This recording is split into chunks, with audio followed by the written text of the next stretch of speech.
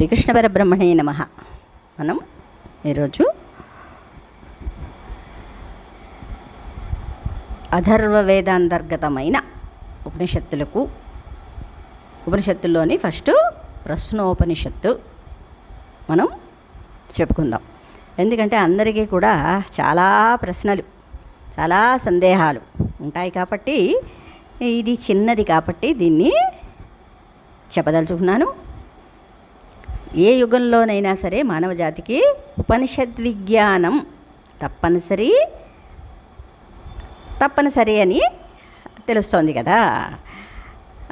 మరి కృష్ణయ్య చెప్పారు కదా, సర్వోపనిషదో గావ దోగ్ధాంగోపాలనందనం పార్థోవత్సం సుధీర్భోక్తం దుగ్ధంగీతామృతం మహం మల నిర్మోచనం పుంసాం జలస్నానందినేదిని సకృతి గీతాంబ స్నానం సంసార మలమోచనం అన్నారు. ఏ విధంగా అయితే శరీరానికి ఉన్న మురికిని రోజు మనం స్నానం ద్వారా కడుక్కుంటున్నాము, అలాగే ఈ అజ్ఞానాన్ని జ్ఞానం అనే నీటితోటి స్నానం ప్రతిరోజు నేర్చుకుంటూనే ఉండాలన్నమాట. దేనికి? పరతత్వాన్ని తెలుసుకోవడానికి.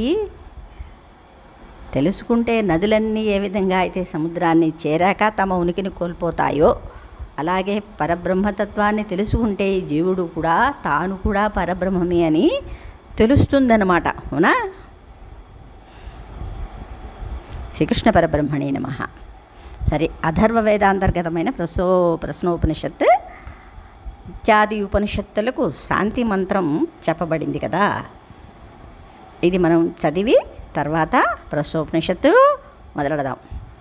ఓం భద్రం కర్ణేభి శృణుయామ దేవా భద్రం పశ్యేమాక్షభి యజత్రాః స్థిరైరంగైస్తుష్టువాంగం సస్తనూభిర్వ్యసేమ దేవహితం యథాయుః. స్వస్తి న ఇంద్రో వృద్ధశ్రవా స్వస్తి నః పూషా విశ్వవేదాః స్వస్తి నస్తార్క్ష్యో అరిష్టనేమి స్వస్తినో బృహస్పతిర్దదాతు.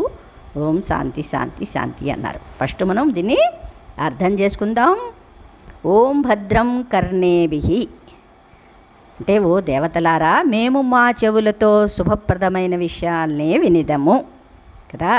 భద్రం పశ్యేమాక్షవిర్యజత్రా అన్నారు. అంటే మేము మా కళ్ళతో శుభప్రదమైన వాటినే చూచెదముగాక. అవునా? స్థిరైరంగై సుష్టువాంగ స్తనూభిః అంటే మీ దివ్య స్తోత్రాల్ని గానం చేస్తూ వ్యసేమ దేవహితం యథాయుః అన్నారు. చేస్తూ మాకు మీరు ప్రసాదించిన ఆయుర్దాయాన్ని పరిపూర్ణమైన ఆరోగ్యంతో బలంతో నింపుకుని జీవించదముగాక అన్నారు. స్వస్తిన ఇంద్రో వృద్ధశ్రవ స్వస్తిన పూష తర్వాత మాకు ఎంతో కీర్తివంతుడైన ఇంద్రుడు శుభాన్ని ప్రసాదించుగాక. అంటే స్వస్తిన ఇంద్రో వృద్ధశ్రవ స్వస్తిన పూష విశ్వవేద సర్వజ్ఞుడైన సూర్యుడు శుభాన్ని ప్రసాదించుగాక. స్వస్తిన తార్క్ష్యో అరిష్టనేమి స్వస్తినో బృహస్పతిర్దదాతు. ఓం శాంతి శాంతి అన్నారు. ఆపదల నుంచి రక్షించే గరుత్మంతుడు శుభాల్ని ప్రసాదించుగాక. బ్రహ్మజ్ఞానాన్ని రక్షించే బృహస్పతి కూడా స్వస్తినో బృహస్పతిర్దదాతు అన్నారు కదా. మాకు సకల శుభాల్ని అనుగ్రహించుగాక, మా అందరికీ సంపూర్ణమైన శాంతి లభించుగాక. ఎందుకంటే ఇందులో పెద్దలు ఏదైనా తప్పు ఉంటే క్షమించండి. తెలియని వాళ్ళకి నేను నేర్చుకుంటూ శ్రద్ధాళువులు ఉంటారు చాలామంది, కానీ వాళ్ళకి సమయం లభించకపోవచ్చు. ఇదేంటంటే మనం ఏదో ఒక టైంలో వినడానికి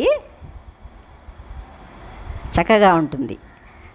అంటే పెద్దలందరూ చెప్తూనే ఉంటారు, కానీ కొన్ని విషయాల్ని ప్రపంచంతో కలిపి చెప్తూ ఉంటారు కాబట్టి అవి కొన్ని మనం మర్చిపోతూ ఉంటాం. లౌకికంగా చెప్పే వాటిని మనం మర్చిపోతాం. క్షుణ్ణంగా ఉన్నది ఉన్నట్టుగా వింటే మనకది కొంచెం అర్థమవుతుంది అంతనే నా చిన్న ఈ ప్రయత్నం అన్నమాట. సరే, ప్రశ్నోపనిషత్ ప్రథమ ప్రశ్న. పూర్వం భారద్వాజ మహర్షి కుమారుడైన సుకేసి, శిబి కుమారుడైన సత్యకాముడు, అశ్వలుడి పుత్రుడైన కౌసల్యుడు, విదర్భ దేశానికి చెందిన భార్గవుడు, కచ్చుడు కుమారుడైన కబంధి అనే 6 మునీశ్వరులు పరబ్రహ్మ గురించి తెలుసుకోవాలని ఎన్నో నియమాల్ని పాటిస్తూ అందుకు తగిన గురువు కోసం వెతుకుతూ ప్రయాణమయ్యారు. 6 అన్నమాట. అంటే 6 ప్రశ్నలు. అవి మామూలు ప్రశ్నలే కావండి, మనం వేసే పిచ్చి పిచ్చి ప్రశ్నలే కావు కదా. తమకు బ్రహ్మజ్ఞానాన్ని సమగ్రంగా బోధించగలిగిన వాడు పిప్పలాద మహర్షి అని తెలుసుకుని ఆ మహర్షి దగ్గరికి వెళ్ళారు. ఎంతో భక్తి శ్రద్ధలు కనబరుస్తూ తన దగ్గరికి వచ్చిన ఆ మహర్షులతో పిప్పలాదుడు ఇలా అన్నాడు. ఓ మహర్షులారా, వాళ్ళు మహర్షులు, కొన్ని నియమాల్ని పాటించిన వాళ్ళే అన్నారు కదా, ఎన్నో నియమాల్ని పాటిస్తూ ఉన్నారు. బ్రహ్మజ్ఞానాన్ని తెలుసుకోవాలి అంటే ఫస్టు నియమం కదా. ఈ నియమాల్ని అన్నీ పాటిస్తూ ఉంటేనే అప్పుడు ఈ బ్రహ్మజ్ఞానం అనేది ఏమిటో అర్థమవుతుందన్నమాట. మనం లౌకికంగా ఉంటే అన్నీ చేస్తూ ఇది కూడా ఒక కథలాగా వింటే అర్థం కాదు. అందరికీ ఎందుకు అర్థం అవ్వటం లేదు బ్రహ్మతత్వం అంటే అదే మూల కారణం అన్నమాట. ఓ మహర్షులారా, ఇంతకు పూర్వమే మీరు ఎంతో తపస్సు చేశారు, అందుకనే ఈ జిజ్ఞాస కలిగింది కదా అన్నారు. తపస్సు చేశారు, అయినప్పటికీ తిరిగి మీరు మరొక్క సంవత్సరం తపస్సు, శ్రద్ధ, బ్రహ్మచర్యం కొనసాగిస్తూ వీటితో పాటు గురు శుశ్రూష కూడా చేస్తూ ఇక్కడే నివసించండి అన్నారు పిప్పలాదుల వారు కదా. అంటే ఎంతో అరుక్షోర్మునిర్యోగం కర్మకారణముచ్యతే యోగారూఢస్య తస్మైవ సమకారణముచ్యతే అన్నారు. అక్కడ సమం కావాలి. సమం అంటే ఇక్కడ ఏంటి, అన్నీ శాంతి చెందాలన్నమాట. నీ షడ్వర్గాలు, ఇంద్రియాలు ఇవన్నీ ఇక్కడ సమం అంటే శాంతి. అప్పుడే ఈ తోవలో వెళ్ళడానికి మనకి అవకాశం కలుగుతుందన్నమాట. పరమాత్మ అవకాశాన్ని కల్పిస్తారు కదా. అందుకనే మనం సుందరకాండ చదువుకున్నాం కదా. సుందరకాండలోని ఆ గురువుకి ఎన్ని లక్షణాలు ఉండాలి, శిష్యుడికి ఎంత సహనం ఉండాలి, ఇవన్నీ కూడా చెప్పారు కదా. అలా అన్నమాట. ఆ తరువాత మీరు నన్ను ఎన్ని ప్రశ్నలైనా అడగవచ్చు, దానికి నాకు తెలిసిన రీతిలో సమాధానమిస్తూ మీకు బ్రహ్మజ్ఞానాన్ని ఉపదేశిస్తాను అని అన్నారు. ఆ విధంగా 1 సంవత్సరం గడిచాక కచ్చుడు కుమారుడైన కబంధి పిప్పలాదుడి దగ్గరికి వెళ్ళి మొదటి ప్రశ్నగా, ఓ గురుదేవా, ఈ మానవాళి అంతా ఎక్కడ నుండి పుడుతున్నారు అని అడిగారు. ఇది చాలామందికి కలిగే ప్రశ్నే కదా. అందుకని మన తరఫు నుంచి మహర్షులు ఎంతో అనుభవం ఉండి ఎంతో జ్ఞానం కలిగి ఎన్నో సందేహాల్ని తీర్చుకుంటూ అతి పెద్దదైన ఒక సందేహాన్ని, ప్రశ్నని పెద్ద గురువులు అంటే అనుభవజ్ఞమైన గురువుల దగ్గరికి వెళ్ళి అడిగారన్నమాట అని అడిగారు. పిప్పలాద మహర్షి కబంధితో ఇలా చెప్పాడు. ఓ కబంధి, సకల ప్రాణులన్నీ సృష్టించాలని భావించిన ప్రజాపతి అంటే సృష్టికర్త అందుకోసం తీవ్రంగా తపస్సు చేశారు. ఫస్ట్లోనే మనం తప అని అంటారు.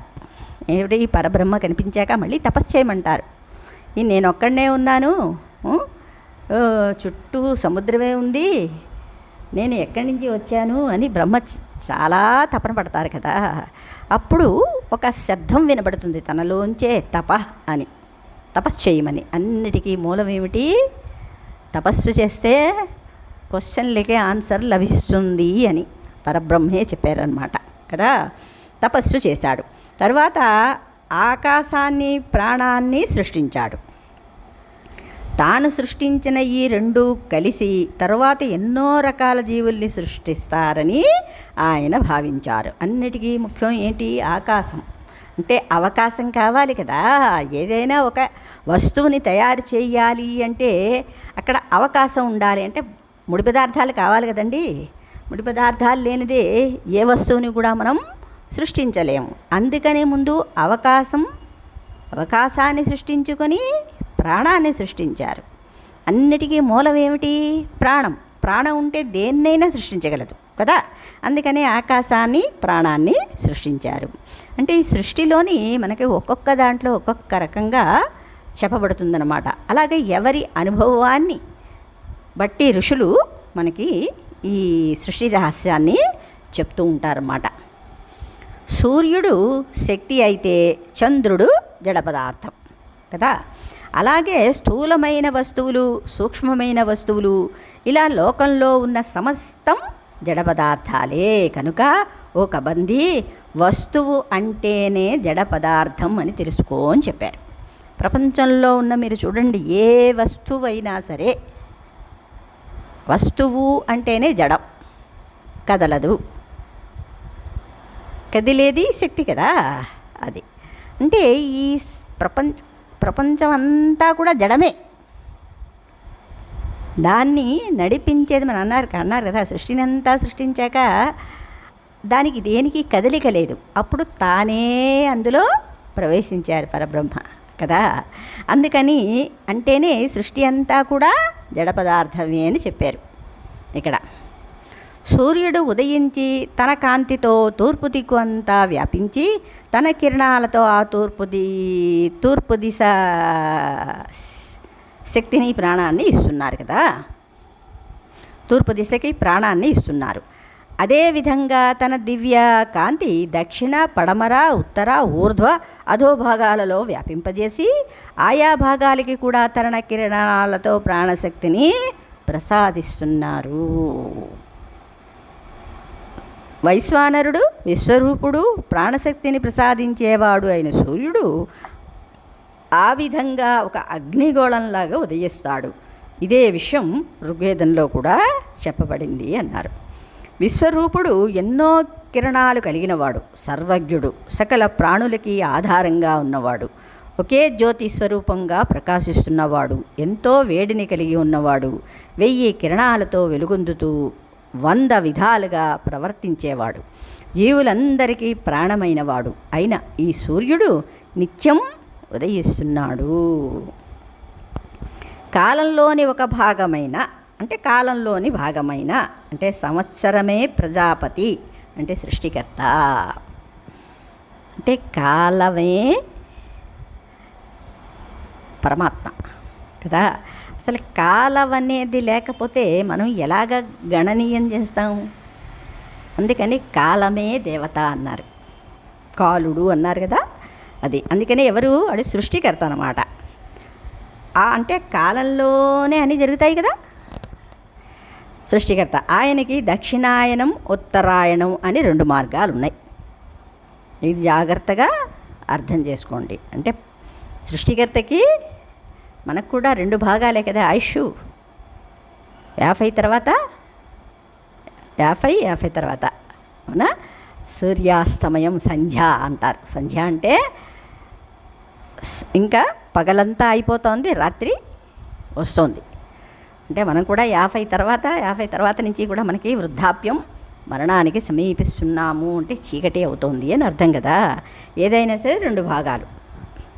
దాన్ని ఎవరు దక్షిణాయనం, ఉత్తరాయణం అని 2 మార్గాలు ఉన్నాయి. ఎవరైతే ఇక్కడ అంటే ఈ భూలోకంలో యాగాలు, సత్కర్మలు, గొప్పవైన కార్యాలు ఆచరిస్తారో వారు ఉన్నతమైన చంద్రలోకానికి చేరుకుంటారు. అలా చేరుకున్న వారు తిరిగి మళ్ళీ జన్మిస్తారు. అర్థమైందా? అంటే ఇక్కడ ఏమిటి, మోక్ష మార్గం కాదు. వీళ్ళందరూ కూడా కర్మయోగులు, యోగులే. ఏమిటి, ఏదో ఒక పొందాలి. కర్మ అంటేనే ఫలాన్ని ఇచ్చేది. అది ఏ చిన్న కర్మైనా, ఏ పెద్ద కర్మైనా కర్మే. అది ఫలాన్ని ఇవ్వక మానదు. అందుకని తిరిగి మళ్ళీ జన్మిస్తారు. కనుక సంతానాన్ని కోరుకునే ఋషులు దక్షిణాయన మార్గాన్ని అనుసరిస్తూ చంద్రలోకానికి వెళుతున్నారు.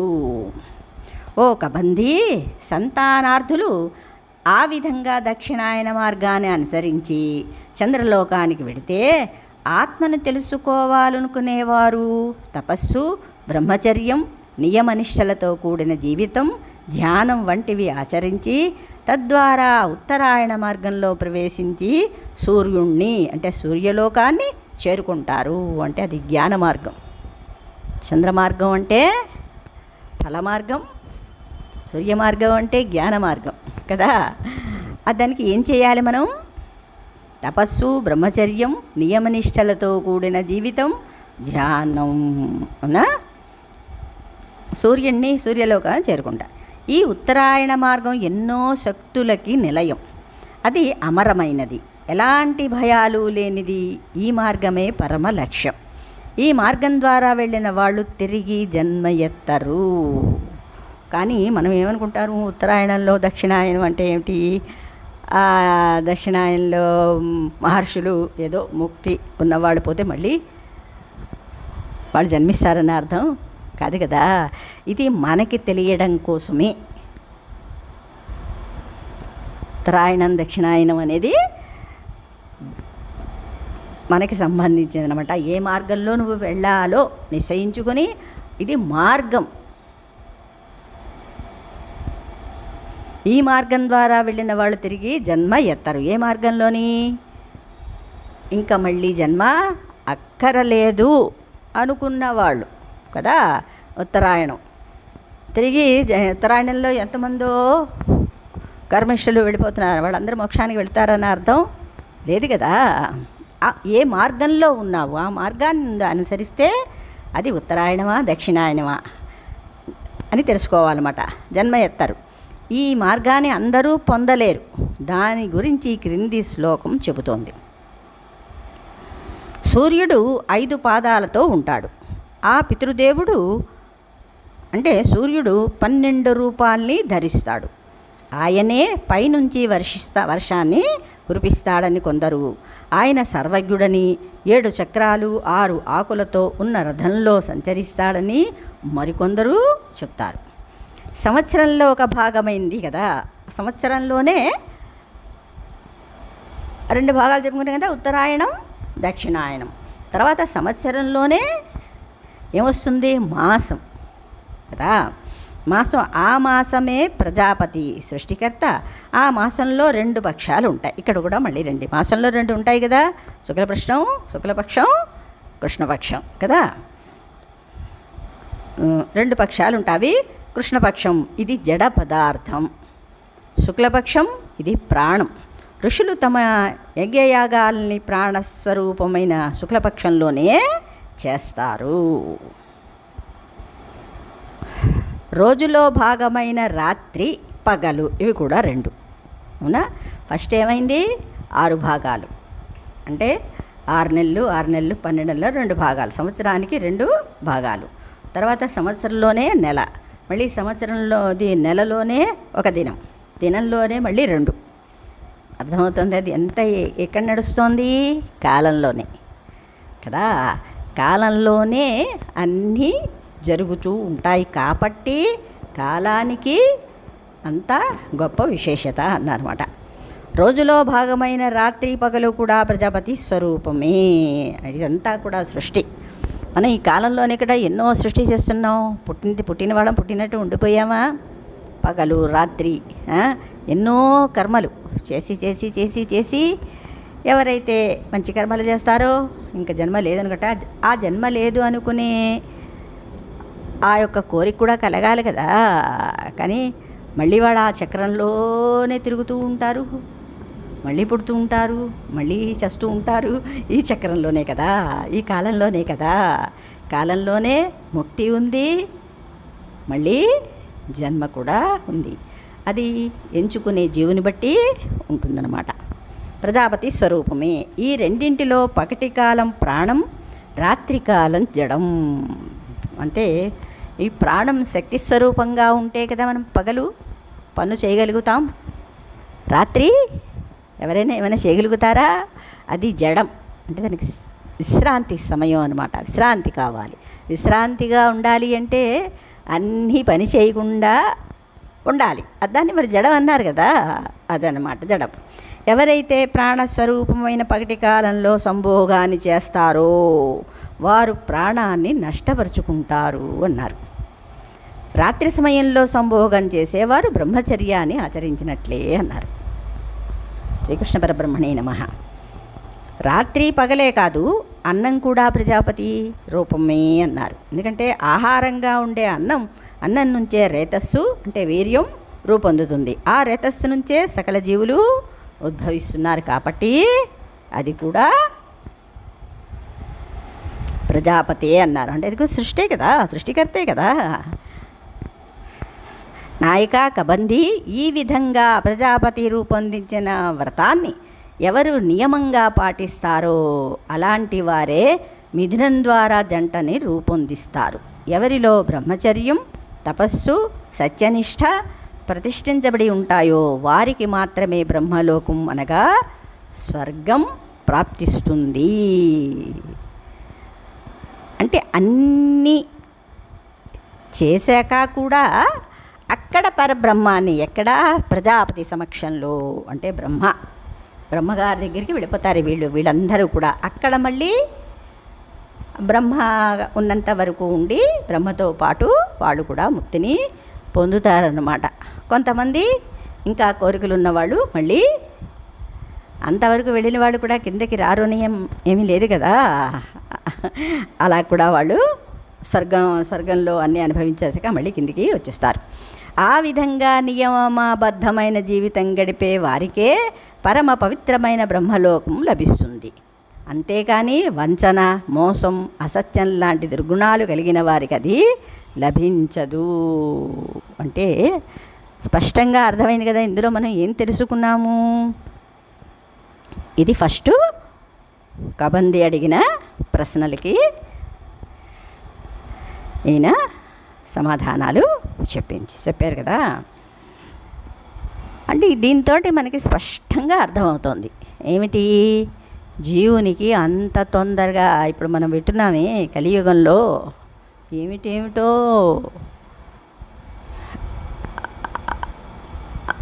ఇంకా పరమేశ్వరుడు దగ్గరగా వచ్చి మాట్లాడినట్టుగా మాట్లాడిస్తూ ఉంటారన్నమాట. అంత ఈజీ కాదు ఇది. ఎందుకు మనం చదువుకోవాలి అంటే సత్యాన్ని తెలుసుకోవడం అన్నమాట. ఏది సత్యము, ఏది అసత్యం తెలుసుకోవడానికి మాత్రమే దీన్ని మనం తెలుసుకోవాలి. శ్రీకృష్ణ పరబ్రహ్మణే నమః.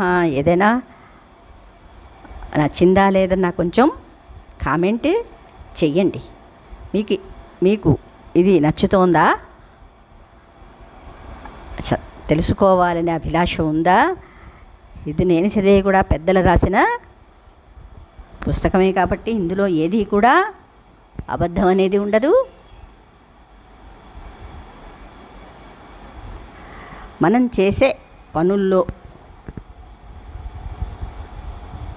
ఏది మంచిది, ఏది చెడ్డది, ఏది మనకి ఫలితాన్ని ఇస్తుంది, ఏ కర్మ చేస్తే మనకి ముక్తి లభిస్తుంది, దాని గురించి కొంచెం తెలుసుకోవడం కోసమే ఈ ఉపనిషత్తుని కొంచెంగా తెలుసుకునికి మనం ప్రయత్నిద్దాం. శ్రీకృష్ణ పరబ్రహ్మణే నమః.